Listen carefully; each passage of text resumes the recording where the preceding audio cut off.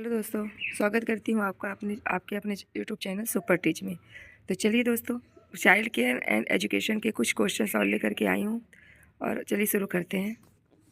तो हमारा पहला क्वेश्चन हमारा क्या कह रहा, दोनों में से किसी एक हाथ के उपयोग का प्राथमिकता देने की प्रवृत्ति को क्या कहा जाता है?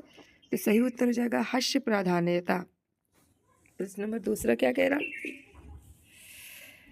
आंगनवाड़ी कार्यकर्त्रियाँ, आंगनवाड़ी सहायक पर्यवेक्षक, बाल विकास परियोजना अधिकारी एवं शिक्षा जिला कार्यक्रम अधिकारी, इनमें से संगठन योजना के कार्यबल हैं। प्रश्न एक बार फिर से पढ़ लेते हैं। आंगनवाड़ी कार्यकर्त्रियाँ, आंगनवाड़ी सहायक पर्यवेक्षक, बाल विकास परियोजना अधिकारी एवं जिला कार्यक्रम अधिकारी, इनमें से किस योजना का कार्यबल होते हैं? तो सही उत्तर हो जाएगा हमारा ICDS।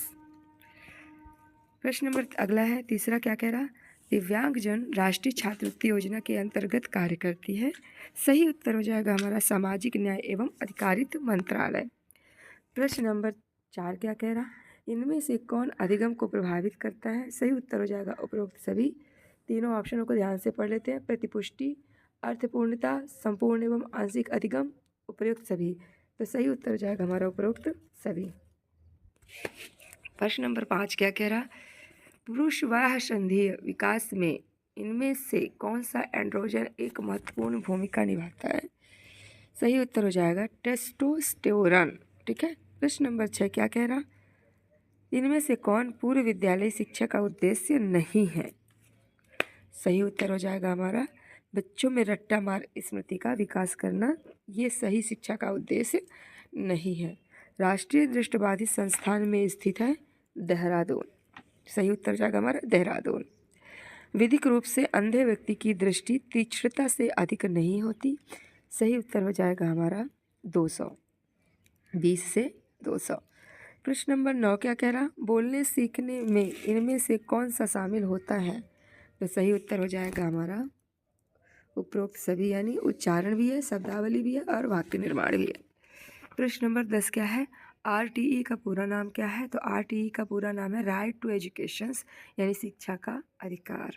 प्रश्न नंबर 11, कौन सी योजना अशक्तताओं से पीड़ित विद्यार्थियों को सुगम एवं बाधा मुक्त अंतर्निर्मित बुनियादी ढांचा एवं परिवहन सुविधाओं, पुस्तकों, गणवेश एवं लेखन सामग्री, विशिष्ट अधिगम सहायक उपकरणों, सामग्री एवं छात्रवृत्तियाँ का प्रावधान करती हैं? तो सही उत्तर हो जाएगा हमारा दिव्यांग बालकों हेतु व्यापक शिक्षा योजना। चलिए अगला प्रश्न देख लेते हैं। अगला प्रश्न हमारा क्या कह रहा, कि इनमें से कौन भारत में नर्सरी विद्यालय शिक्षा के महत्व पर बल देता है? तो सही उत्तर हो जाएगा हमारा उपरोक्त सभी, यानी तीनों ऑप्शनों को हमें ध्यान से पढ़ना है। पहला ऑप्शन हमारा है विद्यालय पूर्व प्री स्कूल वर्षों में विकास की दर इतनी तेज होती है कि बच्चों को अधिकाधिक अनुभव दिए जा सकते हैं। प्रश्न ऑप्शन नंबर दूसरा है भारत में कक्षा 1 और 2 में अत्यधिक अपव्यय एवं प्रगतिरोध है, जिसकी रोकथाम नर्सरी विद्यालय शिक्षा के माध्यम से की जा सकती है। प्रश्न ऑप्शन नंबर तीसरा है नर्सरी विद्यालय शिक्षा का प्रावधान एक सामाजिक एवं आर्थिक आवश्यकता है, क्योंकि बहुत सी माताएं काम पर बाहर जाती हैं और घर में छोटे बच्चों को देखभाल के लिए कोई नहीं होता। तो इसी तरह से हमने तीनों ऑप्शनों को ध्यान से पढ़ लिया है और सही उत्तर होगा हमारा उपयुक्त सभी, यानी तीनों ऑप्शन हमारे सही उत्तर हैं। प्रश्न नंबर तीसरा क्या कह रहा, श्रवण तीक्ष्णता की पहचान की सहायता से की जाती है? तो श्रवण क्षीणता की पहचान की सहायता से की जाती है। सही उत्तर हो जाएगा हमारा शुद्ध स्वर श्रव्यता मिति। ठीक है। अगला प्रश्न देख लेते हैं। अगला प्रश्न यानी 14 नंबर का प्रश्न क्या कह रहा है, 14 नंबर का प्रश्न हमारा कह रहा है, इनमें से किस अधिगम में एक अनुक्रिया के स्थान पर दूसरी का प्रतिस्थापन एवं संबंध किया जाता है? सही उत्तर होगा हमारा चरि प्रतिष्ठित प्रानुकूलन, क्लासिकल कंडीशनिंग। सही उत्तर जाएगा हमारा क्लासिकल कंडीशनिंग, यानी चरि प्रतिष्ठित प्रानुकूलन। प्रश्न नंबर 15वां देख लेते हैं। निषेचित अंड कोशिका को क्या कहते हैं? तो निषेचित अंड कोशिका को कहते हैं उग्मनज। प्रश्न नंबर 16 क्या कह रहा है, प्रश्न नंबर 16 कह रहा है ICDS योजना को आरंभ की गई है। तो ICDS scheme was launched on 2 October 1975। 17 number का प्रश्न क्या कह रहा है, विकासात्मक दिशा के किस नियम के अनुसार विकास समीप से दूर बाहर की ओर शरीर के केंद्र अक्ष में से हाथ पैरों की ओर होता है। तो सही उत्तर हो जाएगा हमारा समीप दूरभिमुख नियम, प्रॉक्सिमोडिस्टल लॉ। ठीक है। प्रश्न नंबर 18 क्या कह रहा है? आरंभिक बाल्यकालीन वर्षों में भावनाएं विशेष रूप से होती हैं। तो सही उत्तर हो जाएगा हमारा तीव्र। ठीक है। अगला प्रश्न देख लेते हैं। अगला प्रश्न है हमारा, से पीड़ित बच्चों की पहचान के लिए शुद्ध स्वर श्रव्यता मिति प्योर टोन ऑडियोमेट्री का उपयोग किया जाता है। सही उत्तर जाएगा श्रवण क्षीणता यानी श्रवण बाधित्य। ठीक है। प्रश्न नंबर 20 अगला प्रश्न है, पारिस्थितिक सिद्धांत का प्रतिपादन द्वारा किया गया है। तो सही उत्तर जाएगा हमारा ब्रोनफेनब्रेनर।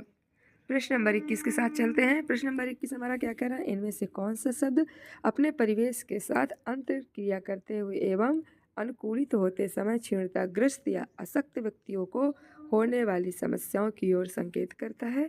तो सही उत्तर हो जाएगा हमारा विकलांगता। विकलांगता हमारा सही उत्तर है। इसके बाद अगला प्रश्न देख लेते हैं, इनमें से कौन तंत्रिकीय क्षीणता का एक प्रकार है?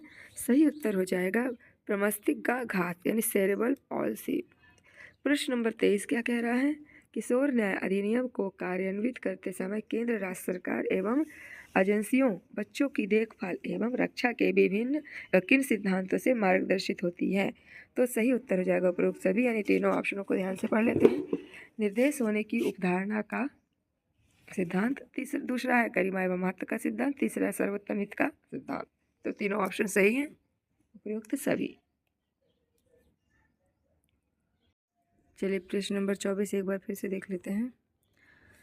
जो बच्चे या तो केवल स्वयं के आनंद के लिए या फिर किसी ऐसे व्यक्ति जो उपस्थित तो हैं पर विचारों के विनिमय का कोई प्रयास नहीं करता से संबंध होने के आनंद के लिए बोलते हैं, वे वाक विषय वस्तु की इनमें से किस श्रेणी का प्रदर्शन कर रहे होते हैं? तो सही उत्तर हो जाएगा हमारा अकेंद्रित वाक। प्रश्न नंबर 25, मनोविद्वलता एक है तो क्या है वो? मनस्पाती विकार। 26 नंबर क्या कह रहा? कोई तेज ध्वनि सुनने पर या किसी प्रकार का शारीरिक आघात लगने पर, जैसे सिर से सहारा अचानक हटा लिए जाने पर शिशु अपनी भुजाएं बाहर की ओर तेजी से फैलाता है और अपनी कमर मोड़ लेता है, वह क्या दर्शा रहा है? तो वह दर्शा रहा मोरो प्रतिवर्त यानी मोरो रिफ्लेक्स कहलाते हैं इसको। प्रश्न नंबर 27, अवरुद्ध ऊर्जा के तंत्र को साफ कर देने का क्या कहा जाता है? तो सही उत्तर है भावनात्मक विवेचन। प्रश्न नंबर 28, सामाजिक समूह की नैतिक संहिताओं के अनुपालन में व्यवहार को क्या कहा जाता है? तो सही उत्तर हो जाएगा नैतिक व्यवहार। प्रश्न नंबर 29, संज्ञानात्मक विकास की किस अवस्था में बच्चे भाषा एवं प्रतीकात्मक चिंतन का उपयोग करने में समर्थ होते हैं? तो सही उत्तर होगा पूर्व संक्रियात्मक। प्रश्न नंबर 30 क्या कह रहा? विद्यालय पूर्व आयु का बच्चा अवरोध के कारण नैतिकता की अवस्था में होता है, इसका प्रतिपादन ने किया था, किसने किया था? तो इसका प्रतिपादन किया था कोलबर्ग ने। ठीक है। प्रश्न नंबर 31 क्या कह रहा? उस बच्चे को क्या कहेंगे जिसके जीवन के प्रथम 2-3 वर्षों में उसकी श्रवण क्षमता खत्म हो चुकी है और परिणामतः वह भाषार्जन नहीं कर सका, उसे क्या कहा जाएगा? तो उसे कहा जाएगा बधिर यानी डीफ। प्रश्न नंबर 32 क्या कह रहा? Care stand for is, care का पूरा नाम क्या है? तो सही उत्तर हो जाएगा cooperative for assistance and relief everywhere. प्रश्न नंबर 33 कह रहा है, प्रश्न नंबर 33 कह रहा है, इनमें से कौन सा बच्चा एक HIV रोकथाम कार्यक्रम है? तो सही उत्तर हो जाएगा हमारा पहला ऑप्शन देख लेते हैं, माता से शिशु संचरण की रोकथाम। दूसरा है छोटे बच्चे के लिए यौन शिक्षा एवं HIV तथा एड्स का समावेशन। तीसरा ऑप्शन है HIV पीड़ित स्त्रियों से जन्मे बच्चों की HIV जांच। तो उत्तर हो जाएगा उपयुक्त सभी, यानी तीनों ऑप्शन हमारे सही हैं।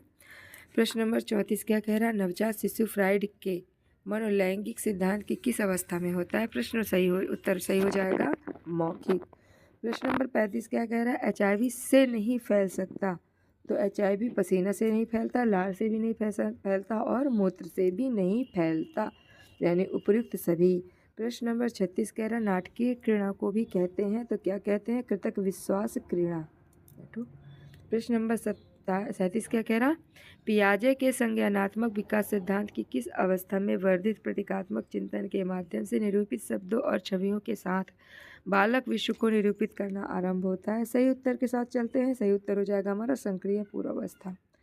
प्रश्न नंबर 38 कह रहा है जन्म के 1 एवं 5 मिनट बाद नवजात शिशुओं के स्वास्थ्य का आकलन करने के लिए इनमें से किस पैमाने का उपयोग किया जाता है? सही उत्तर हो जाएगा एपगर पैमाना। प्रश्न नंबर 29 क्या कह रहा है? ICPCS का पूरा नाम क्या है? तो ICPS का पूरा नाम है इंटीग्रेटेड चाइल्ड प्रोटेक्शन स्कीम, समेकित बाल संरक्षण योजना। प्रश्न नंबर 40 क्या कह रहा है? प्रश्न नंबर 40 कह रहा है कि चीज़ों को आरोही एवं अवरोही क्रम में व्यवस्थित करने में को क्या कहा जाता है? तो सही उत्तर हो जाएगा क्रमबद्ध क्रमांकन। प्रश्न नंबर 41 क्या कह रहा? बाल श्रम अधिनियम वर्ष में पारित हुआ था, तो किस वर्ष में पारित हुआ था? सही उत्तर जाएगा 1986। प्रश्न नंबर 42 क्या कह रहा? अधिगम के लिए इनमें से कौन सा असत्य है? तो सही उत्तर हो जाएगा हमारा अधिगम प्रक्रिया से सदैव नीरसता और निढालता उत्पन्न होते हैं, ये असत्य है। प्रश्न नंबर 43 क्या कह रहा है? इनमें से किसमें अशक्त एवं विकलांग करने वाली स्थितियों को घटाने और अशक्त एवं विकलांगजनों को सामाजिक एकीकरण प्राप्त करने में सक्षम बनाने पर लक्षित सभी उपाय सम्मिलित हैं? तो सही उत्तर हो जाएगा हमारा पुनर्वास। प्रश्न नंबर 44 ICDS योजना के अंतर्गत कार्य करती है, तो सही उत्तर हो जाएगा महिला एवं बाल विकास मंत्रालय। प्रश्न नंबर 45 और आखिरी प्रश्न क्या कह रहा है? बच्चे की यह समझ की वस्तुएं विद्यमान बनी रहें तब भी वह जब उन्हें देखा या सुना जा सकता है तो क्या कहलाती है? सही उत्तर हो जाएगा वस्तु स्थायित्व। आई होप आपको मेरे सारे क्वेश्चन क्लियर हो गए होंगे। चलिए मिलते हैं अगले 45 क्वेश्चन में, तब तक के लिए god bless you, all the best and take care.